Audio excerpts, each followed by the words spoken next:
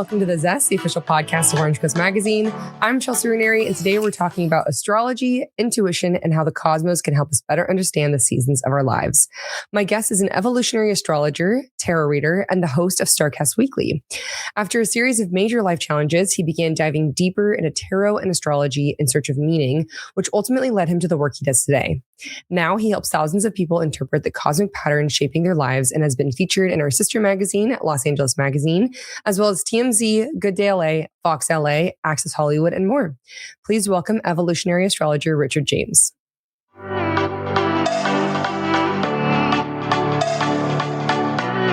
Okay, so I have been very much looking forward to this conversation. I am obsessed with astrology. I'm an Aquarius rising, Taurus sun, and Virgo moon.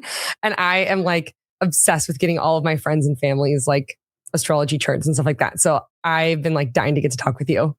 I'm so excited because I feel like, one, I always love meeting people that is interested in astrology. One, I feel like it's a very, it's like a bonding experience, right? It's like when you get to meet somebody and you're like, hold up, do you know your big three? Or no, like, it's like, wait, first, do you know what sign you are? And they're like, yeah, I'm this. Like, do you know your moon and your rising sign? And it's like, it adds a bonding experience for people. And I think it's beautiful. I think it's such a beautiful gift. Like, I've seen astrology transform so many lives. And it feels like a gift to be able to share it and talk about it. So I'm grateful, and I love that you love it. And so thank you for that. I thank you for creating the space for us to do this. Oh my God, of course. I totally get the bonding aspect of it too, because I feel like people feel so seen. Like when I like pull it up and they're like, oh my God, that's totally me. Like I never really thought of it like that. And like, I love it. Totally. Well, to start at the beginning of your story, can you tell me a bit about what your childhood was like and where you grew up? Yeah, this is a good question. I grew up in Connecticut, and I feel like I had such a beautiful, like I had a beautiful storybook childhood. I was really blessed because I had the most amazing mother in the world. And I always say that my dad is like an angel on earth. And so I was blessed with the both of them. I really do. And I feel like when I think back to my childhood, I really am filled with such amazing memories. I really do think about places we traveled to, memories that we've created, things that we bought. It was such like a sentimental childhood for me. And so it's unique because after losing my mom, it's almost like it even puts you in a deeper perspective to look at your childhood even deeper and more. It just changed me. And so I have so much gratitude, especially knowing what they have been through in their life. And the fact that they gave me the life that I have. I mean, I feel like I'm in debt to them for everything they've done.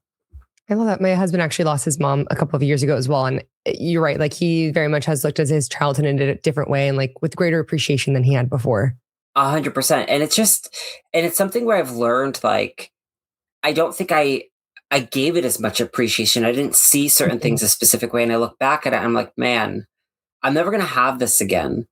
And it's something where I look back to like the videos. I mean, gratefully, I grew up in a generation where you could record things and whatnot. But like, it's wild to think that that was a fragment of your life. And now like life is continuing to move on. But I'm so blessed. I feel like I had two amazing parents and supported me and all of my crazy adventures that I wanted to go on. And so it was beautiful. Yeah. Well, I mean, so speaking about losing your mom, during that season of your life, you also were navigating the end of a 5-year relationship and the loss of a business. I feel like when things like this happen, same thing with my husband. It was a crazy year as well when he lost his mom. But looking back now, how did that period kind of shape the person who you are today? Oh, completely different. Like, I feel like I died. I think I died. There was a part of me that I had to let go. And one of the things that I did at that chapter of my life, I literally held a metaphorical funeral for my life because who I was when those things were happening fundamentally changed me to my core, my values, my beliefs, my ideologies, how I viewed things, the people I related to, who I wanted to spend time with. And it changes you. And it was like almost like a 1, 2, 3 punch where it was just like, thing after thing after thing. And, you know, in my journey, I've always been blessed in the sense where when I go through something, I feel like there is a wisdom, there is a teaching, there is something that shows up that helps me. And at that point when this was happening, it was the book When Things Fall Apart from Pema Chodron. And I recommend this book to anybody who is going through a challenging or difficult moment in your life. Regardless of what your beliefs are, Pema has such a beautiful way to look, and has completely shaped my perspective on this, to look at your life truly as how things, when they unravel, is actually elements of your life coming together. Oh, interesting. And it's an invitational approach to look at things being like, this is a rite of passage, like losing a business, losing a relationship, your mom getting re-diagnosed with cancer. All of this was a rite of passage. And I think because of how I leaned into that, and I dove so deep into meditation, like you couldn't find me anywhere. I was constantly meditating. I was in a space of like, what the heck is happening? Like, why is this happening to me? I was in my 20s and I was like, I don't feel like a 20-year-old should be here now doing this. I feel like I should be celebrating and partying and enjoying life. And I was not even close to that. And it changed me so much that I look back and I'm so grateful, because those difficult moments of disruption and change really created who I am today. And I look back and I was like, wow, if I can get through that, I'm good. I'm good. Right. Yeah. Well, to just talk a bit about your career before what you were doing now, you were working at the Walt Disney Company, and then also later in marketing. So what did your time in your that period of your career teach you about people? Oh my God. I will tell you, I loved working with Disney. When I worked with them, it was an immediate hook for me because I loved entertainment. I loved being able to create stories and create magic. And being with the company, there was so much I could do to make every single day as magical as possible for the children that were coming. And I look back at that and I realized that that's always been me. Like when I was like 14, 15 years old, I was doing things like that. It just showed up then in my career. And so I learned through this, though, it's almost like I've always valued connection with people. And so it's not so much, even in marketing, I even say this sometimes, like there are so many different ways you can market yourself. And there's so many different ways you can do this in this world that we live in, but nothing replaces the connection, the authentic connection that you could create with somebody.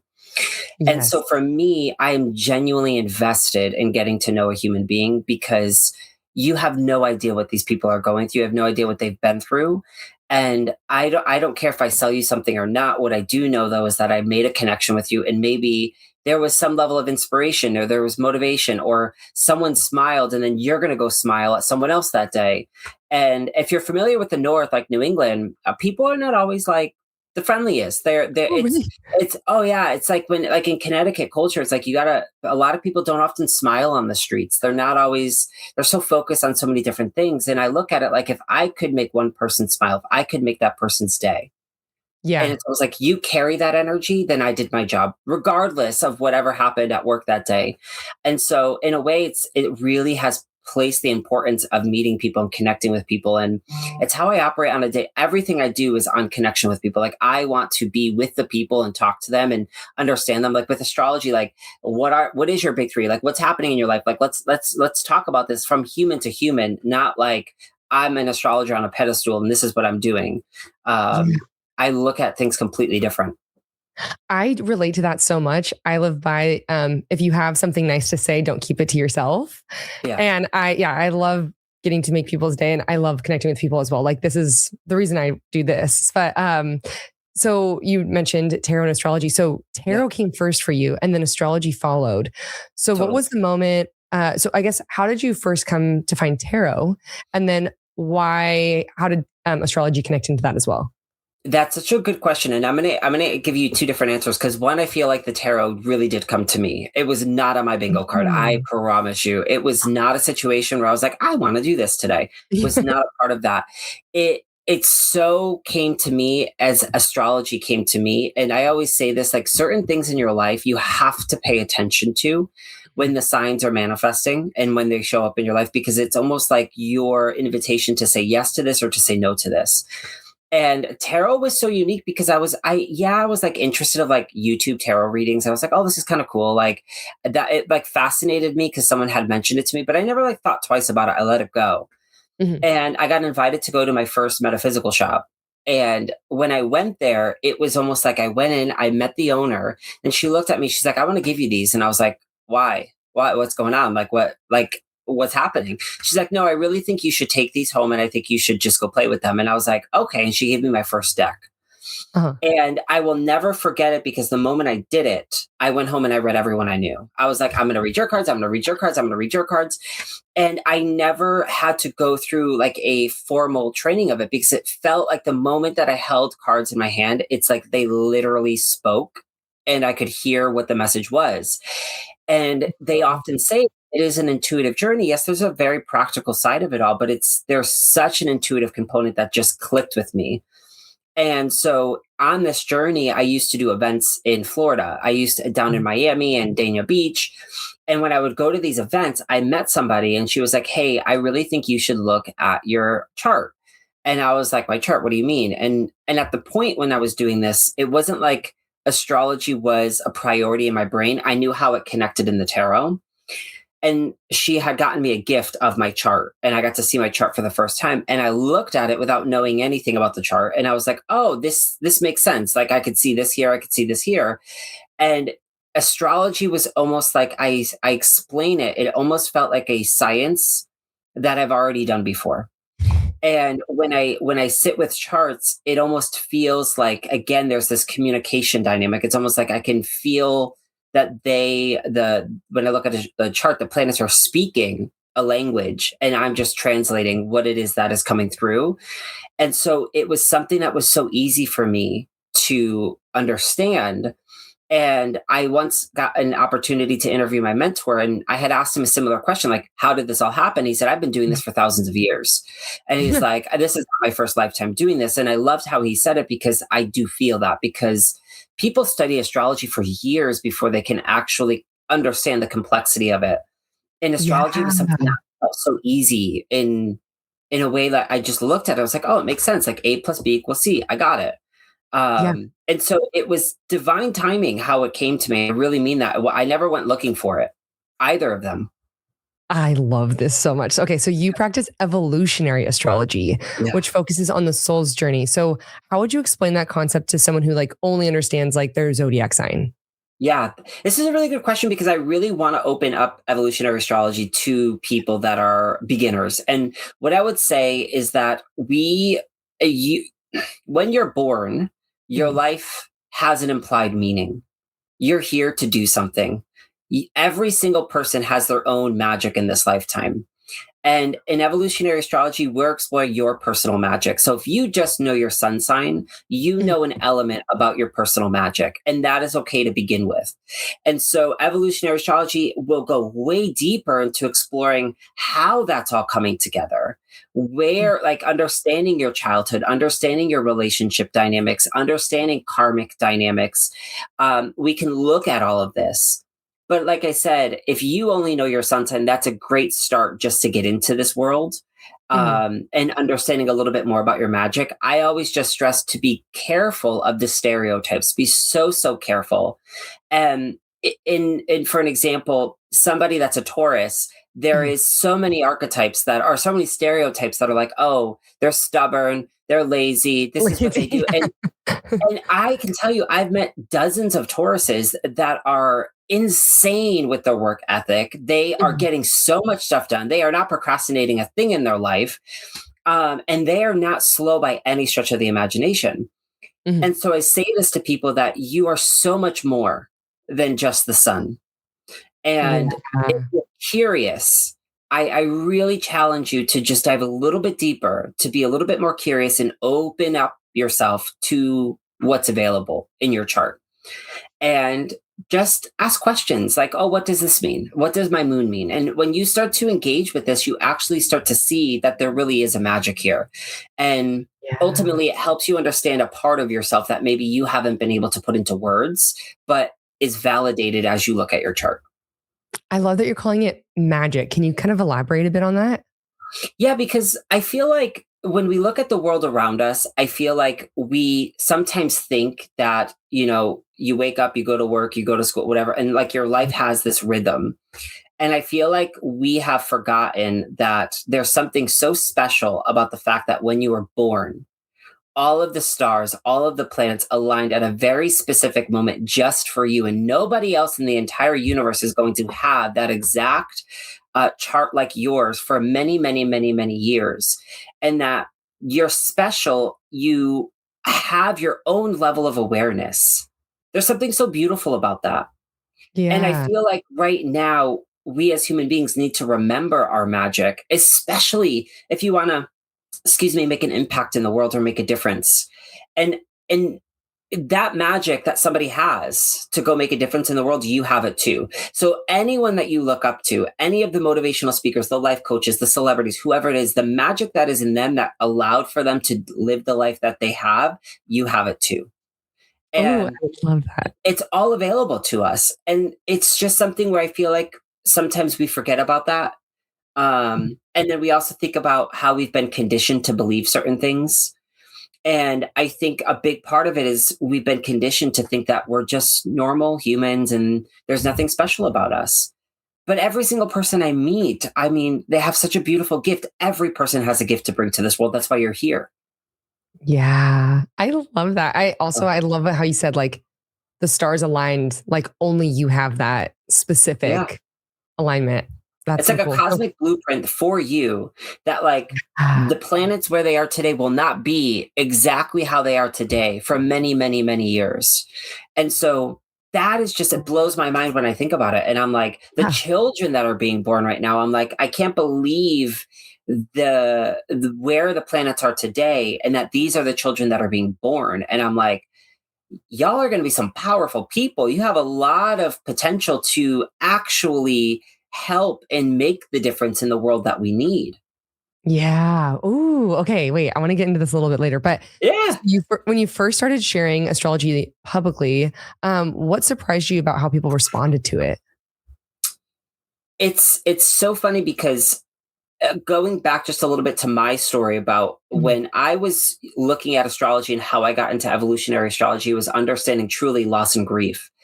Mhm. And when I knew that it had the impact that it did on me, I knew that it would help other people. But what always gets me is when people look at me and they're like, I feel like you know me better and you than myself, and I've never even said something to you before. Like, how are you able to look at a chart and pinpoint these very specific details that I haven't even talked to you about? And it always amazes me because like I said, I think there's something so special about astrology and doing someone's chart that actually it gives me so much purpose and meaning because I love people's reactions like that. And they're like, how? Like, where did you get this from? Like, how is this coming together?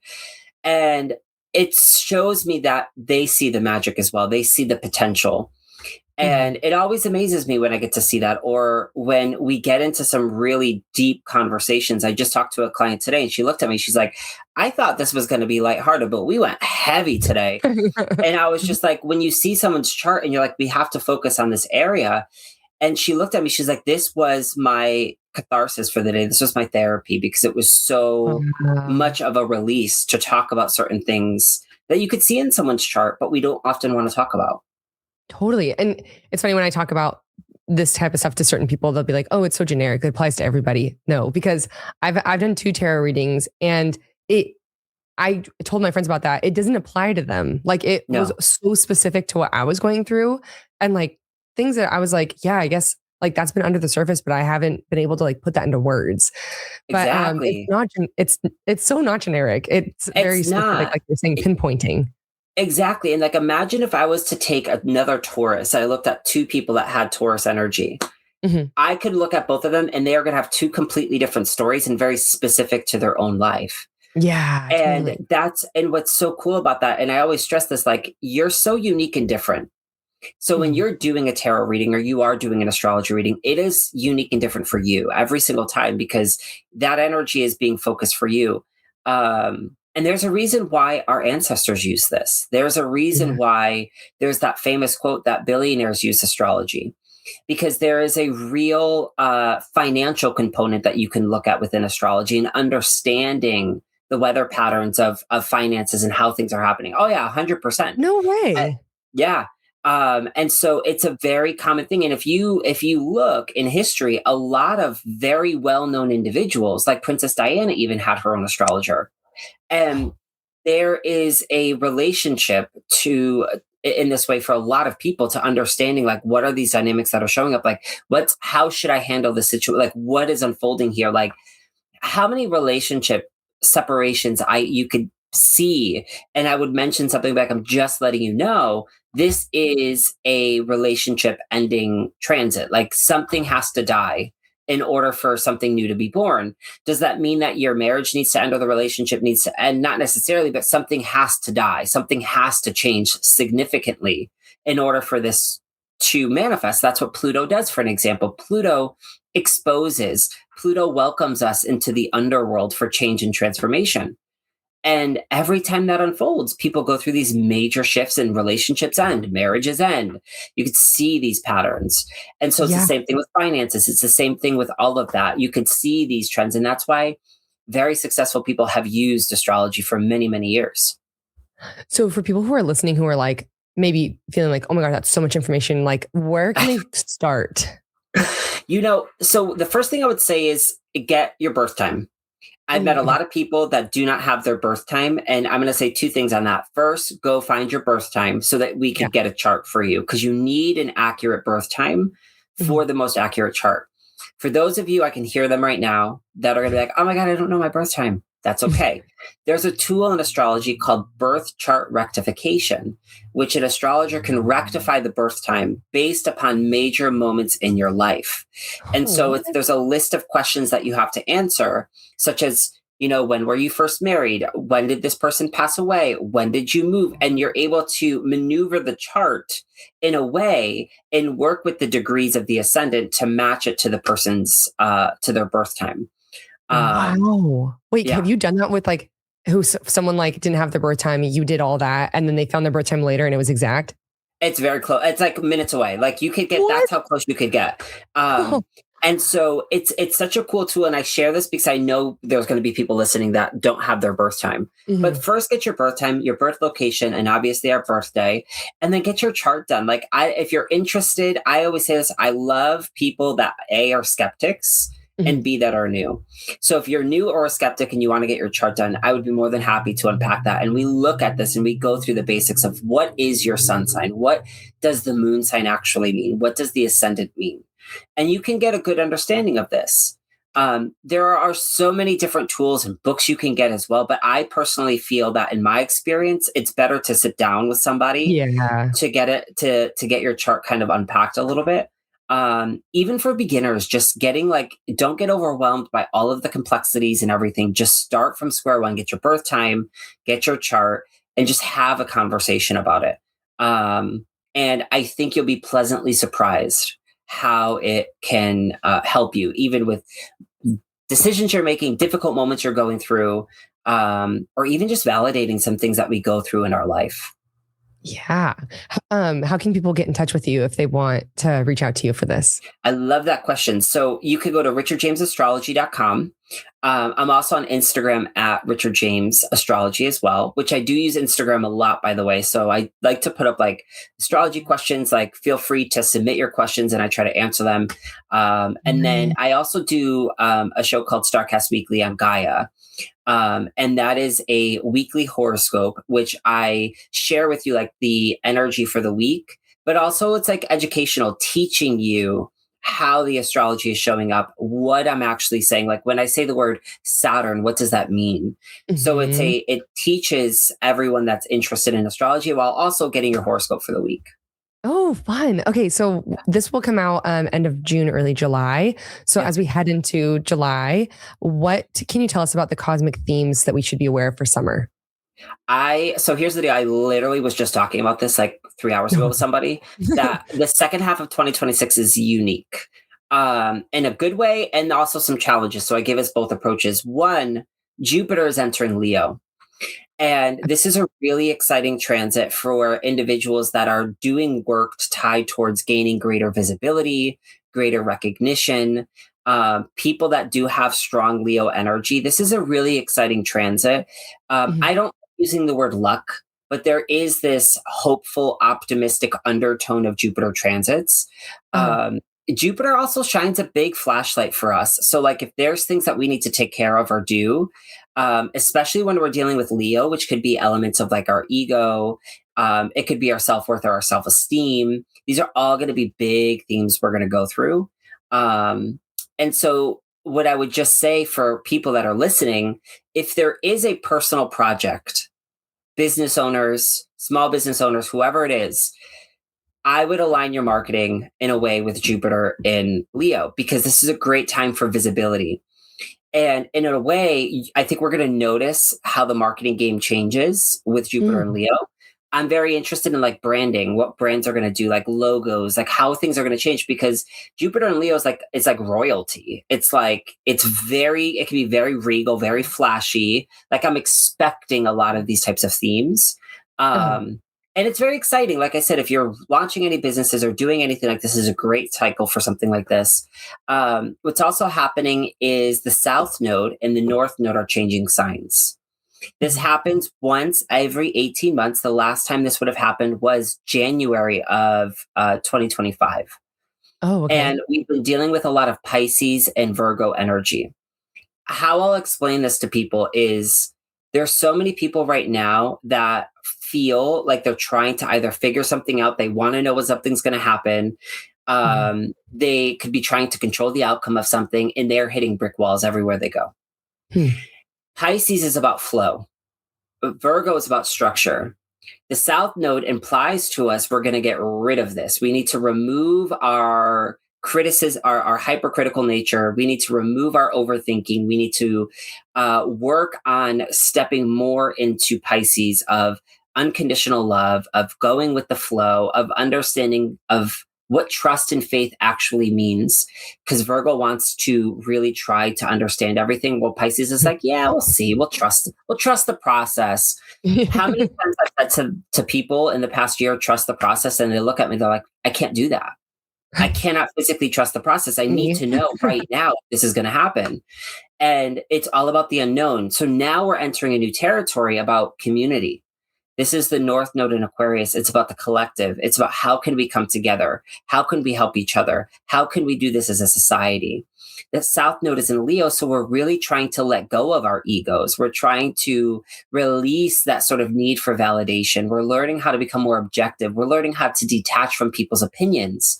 This is going to be a really big theme. So, like, as Jupiter's in Leo expanding things for us, if you're attached or need validation, or if you're addicted to being the center of attention and that's how you identify your sense of value, this could be a difficult time for you because the South Node wants us to not need that anymore in Leo. Like, I don't need your approval. I don't need that anymore. Like, I'm good. I'm doing this because I want to help people, not because I need to be the center of attention 24/7. Yeah.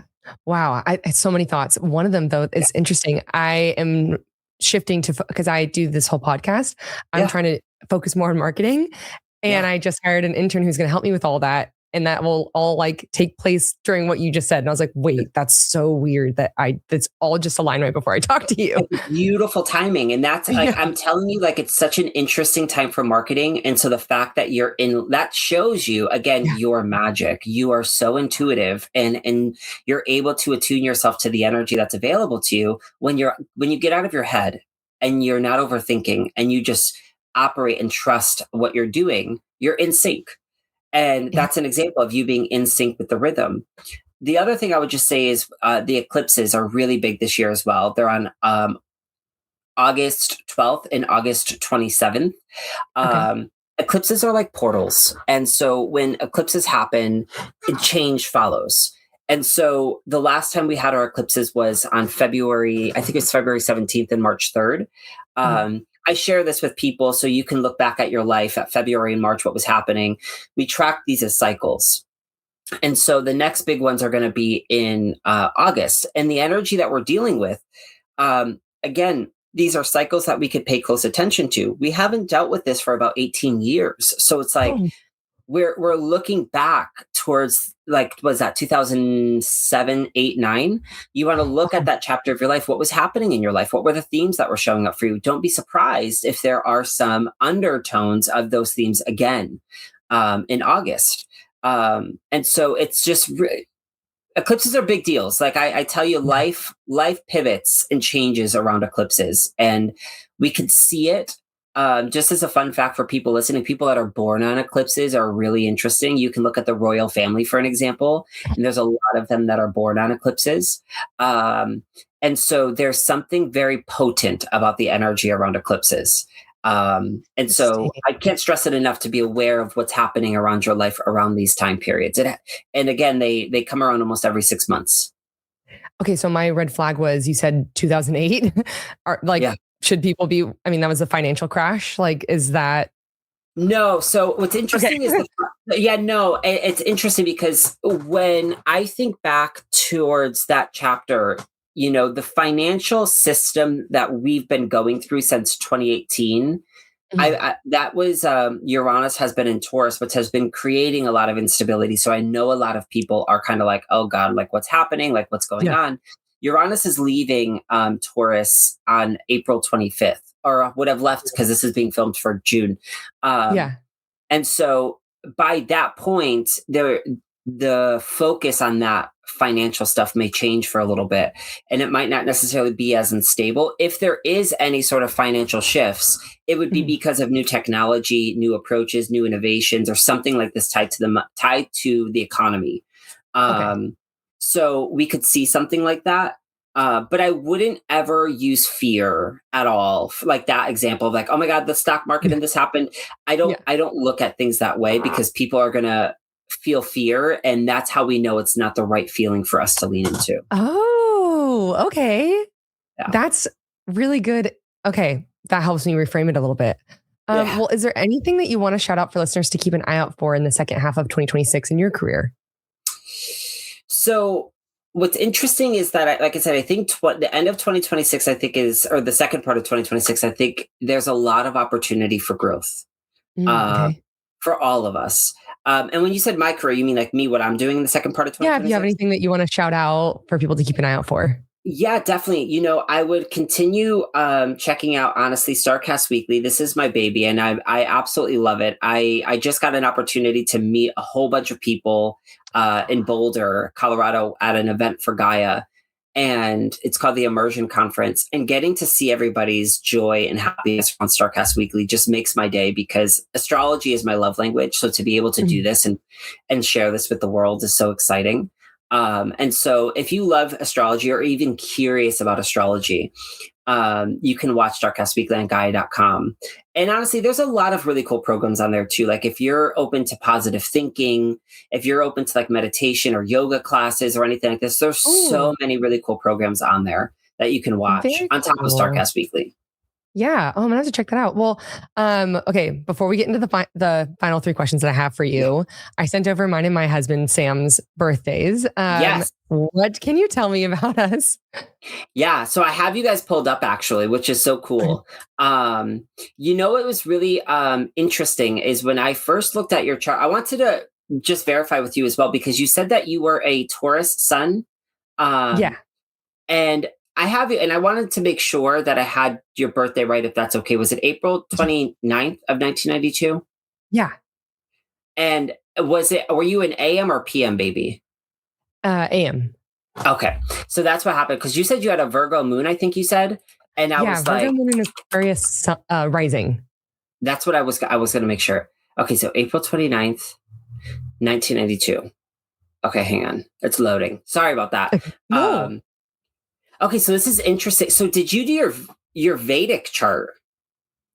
Oh, maybe. I did through ChatGPT. I just plugged in my location, birthday, and time. And then those were the 3 it gave me. So this is really interesting. So with what I put in, I have you as a Taurus sun, a Pisces moon, and a Pisces rising. What? Wait, yeah, so that's what's unique. So that's why I was, it's funny, whenever I do sessions, I always triple check, because there's been so many times I'll pull up a chart and I was like, wait, is it April 29th? Okay, cool. 1992, that's what we have. I always like to make sure, because Obviously there's technology mistakes all the time. Yeah. And so it's really interesting is, yeah, you would be a Taurus sun, a Pisces moon, and a Pisces rising.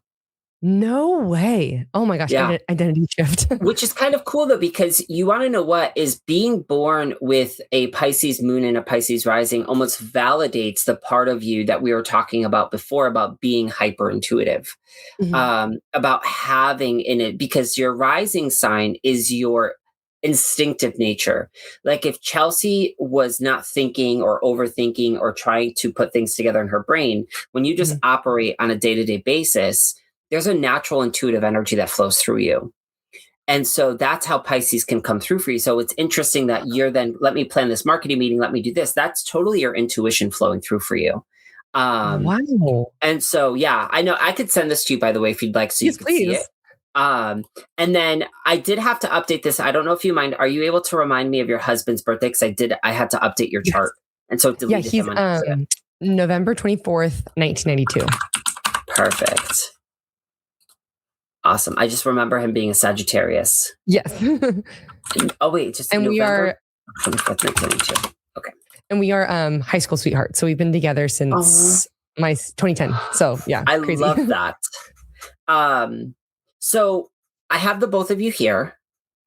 He is a sun in Sagittarius. His moon would Mhm. also be in Sagittarius. We don't have his time of birth just yet, but well, in the future, if you get it, that means he's Yeah. born on a new moon, by the way. Whoa. Which is definitely very interesting as a Sagittarius.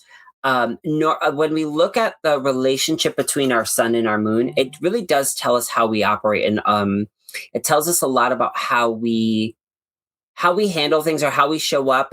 I don't like using the word personality, but you really can learn a lot about somebody when you understand where their sun and the moon are. And new moon babies are also very interesting because, in a way, this speaks to his journey in this lifetime, understanding elements of his emotional body.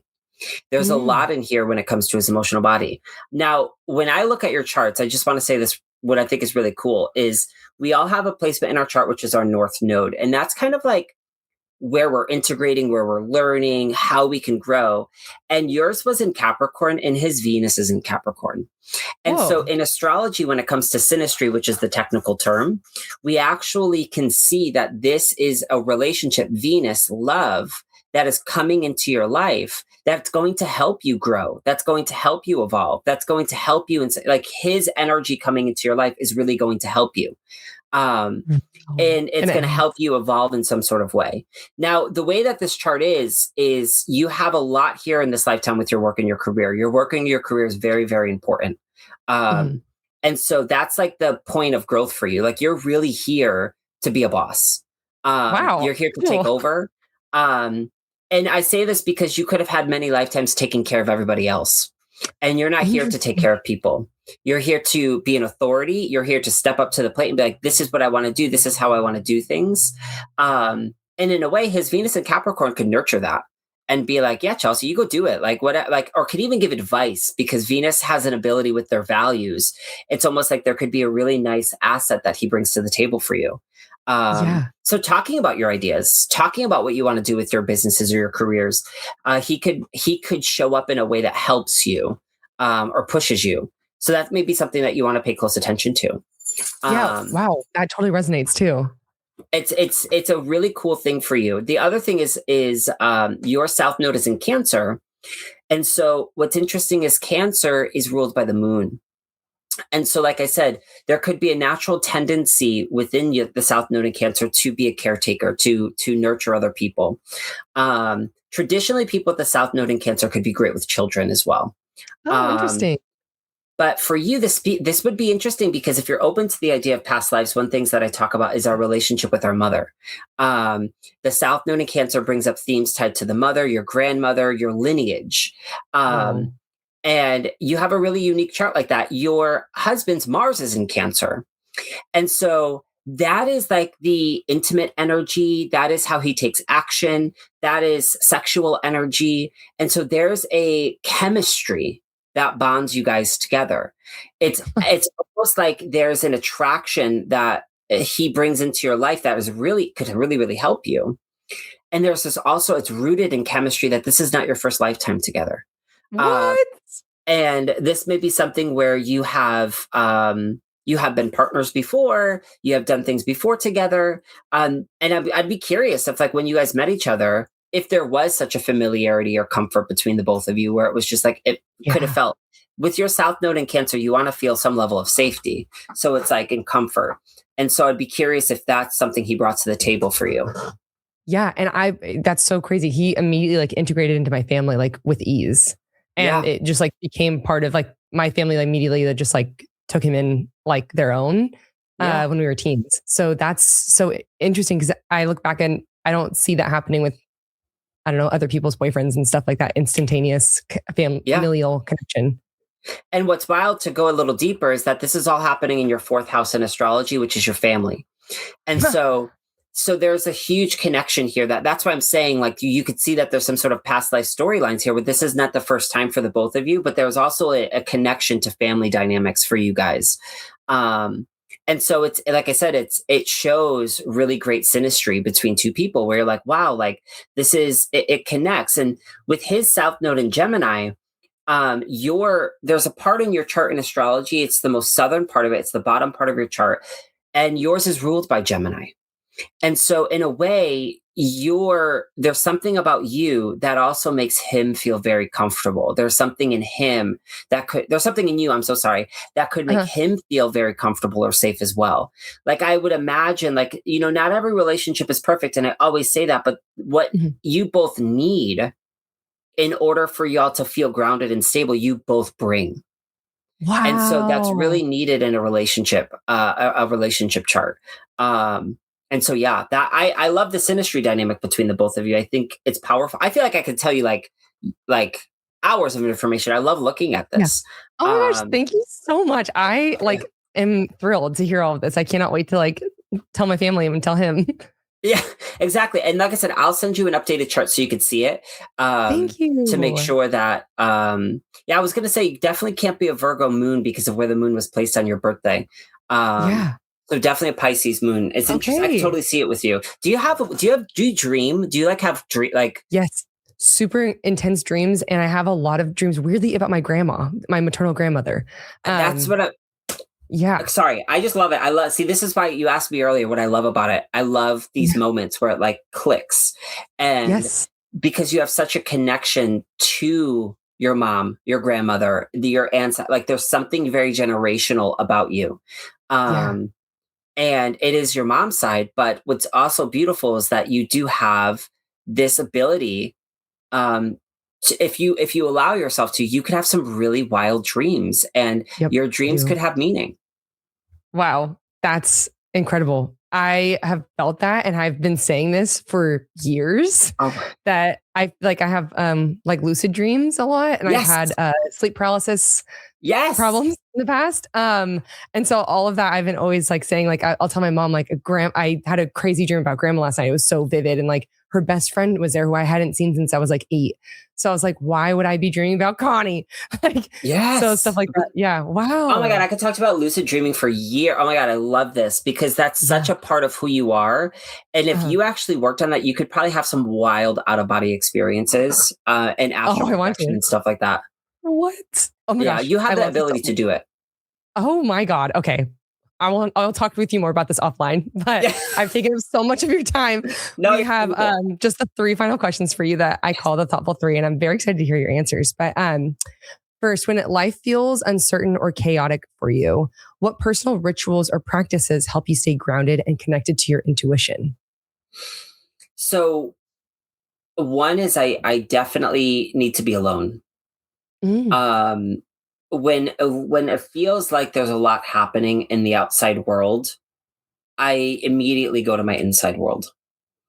Um, it's almost like me finding communion and me finding and sourcing stability from within myself, because I can't control the instability or the chaos of what's happening around me, but I can control how it affects me and how I feel. mhm. So whenever there's something that's happening, the first thing I will do is go meditate. Um, it's really important for me to have that space. The other thing that I very much do actively is I do spend a lot of time in nature. Um, I will find myself, in the forest or the woods or wherever I can be to just go sit and have an hour of quiet time to just Mhm. think and reflect and contemplate and just be with what's happening because there are things that are out of our control. And sometimes the chaos that you're talking about or the upheaval is something that's out of my control. But Yeah. to stay grounded, I have to be with myself because it's almost like no one is going to ground me. And one of my biggest realizations that I share is on my journey. I remember very vividly in a meditation, I kept hearing, "No one is coming to save you. No one is going to save you. No one is going to take care of you. No one is going to do anything like that for you. You have to be Mhm. that person for yourself." And so in my grounding work that I'll do is I always will take time to make sure that I feel stable because if I feel grounded on the inside, I can handle any of the disruption that's happening around me. I also practice the art of looking back at my life and saying, well, heck, if I can go through this, this is nothing. It's not that big of a deal. Yeah. And I really think your perception is everything. And I think the energy that you bring into any sort of upheaval um, is is more important than I think we give it credit to. So for anyone that's going through some upheaval, like take a deep breath, and also look back at your life to say, like, hang on, like I've been through a lot. I'm strong. I can do this, whatever it might be. Um, but also, this is a moment for me to grow. Yeah. I love the saying, confidence comes from competence, which is Yeah, like what you're saying. Like you've been able to handle things in the past. You're competent, have the confidence for it. 100%. Yeah. Yeah. Well, what is one piece of advice or a belief about life that has stayed with you and guided your decisions over time? Ooh, this comes from I did a retreat with a Swami from India. Oh, And wow. one of the things that came up in this conversation with him was this idea of being able to see love in another person, Mm, being able to see the magic of the divine, of the universe, of God, or whatever you believe, but being able to see that in another person, to remove separation and to create more unity. And something that I do is I really look at each individual as a part of me in a way. And I want to give that love. I want to give that compassion. Um, because you're not only helping that person, you're helping everyone else around them. And it's something where, like I said, if you could see more love in the people that are around you, I think we can make a bigger difference in this world again. Because I see us separating ourselves so much. And if we only knew how similar we all were, totally. life would be a very different place. Yeah, I totally feel that energy from you too, the compassion and the kindness. Well, lastly, when people finish listening to this conversation, what is one perspective or mindset that you hope that they take away with them? Ooh, I have two. Okay. Astrology's fun. Okay. Yeah. And really take the time to go explore your own astrology. Because I feel like if you feel lost, if you feel confused, if you feel curious, if you feel like you're a skeptic, just check it out. And that leads me to my second point is lead your life with curiosity and not judgment. Yes. Lead your life with a curious nature. And if we are in a position where we think we know the truth, if we think we know the answers, we're only halfway there. If we knew everything, there would be no reason to be here anymore. So remain Yes. curious, remain open to the adventure of this life. Um, and look at your life, look at every moment, the good, the bad, and the ugly, as like literally when it happens. I want you to reframe that moment and say, this is my opportunity to grow. This is my opportunity to evolve. This is my opportunity to become my next best self. That comes through beautiful moments and it comes through difficult moments. But the reframing of that will make every moment feel beautiful. I love that. Thank you Yeah. so much for doing this. I feel so much more seen and understood than I like ever have. I loved getting to talk with you and I cannot wait to like dive even more deep into this chart.